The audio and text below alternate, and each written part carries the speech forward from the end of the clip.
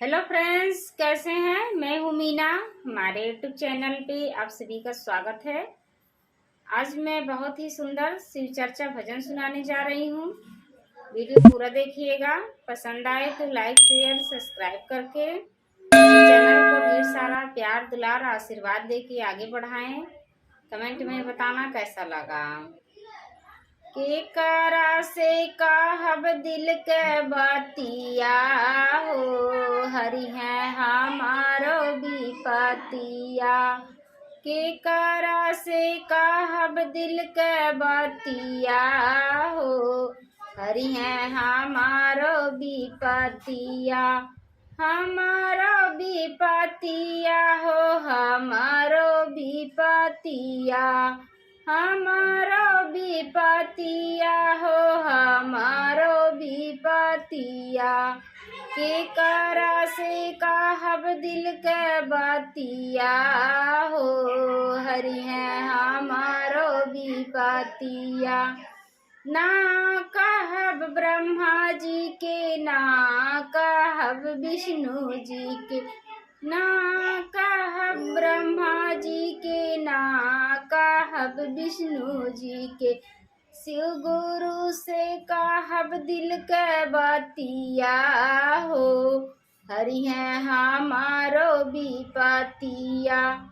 शिव गुरु से कहब दिल के बतिया हो, हरि है हमारो विपतिया। ना कहब राम जी के, ना कहब लक्ष्मण जी के। ना कहब राम जी के, ना कहब लक्ष्मण जी के।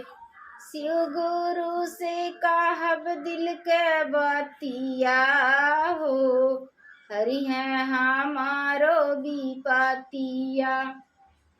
शिव गुरु से कहब दिल के बतिया हो, हरि है हमारो विपतिया। अलखिन हरेंदर भैया तीन सूतर देलथिन। तीन सूतर देलथिन हो, तीन सूतर देलथिन। आलखिन हरेंदर भैया तीन सूतर देलथिन। नीलम दीदी देथिन बतलाई है, हरि है हमारो विपतिया। नीलम दीदी देथिन बतलाई है, हरि है हमारो विपतिया। पहिला में दया मांगब, दूसरा में चर्चा। दूसरा में चर्चा हो, दूसरा में चर्चा। पहिला में दया मांगब, दूसरा में चर्चा। तीसरा में नमः शिवा परमामा हो, हरि है हमारो विपतिया। तीसरा में नमः शिवा परमामा हो, हरि है हमारो विपतिया। शिव गुरु से कहब दिल के बतिया हो, हरि है हमारो विपतिया। शिव गुरु से कहब दिल के बतिया हो, हरि है हमारो विपतिया।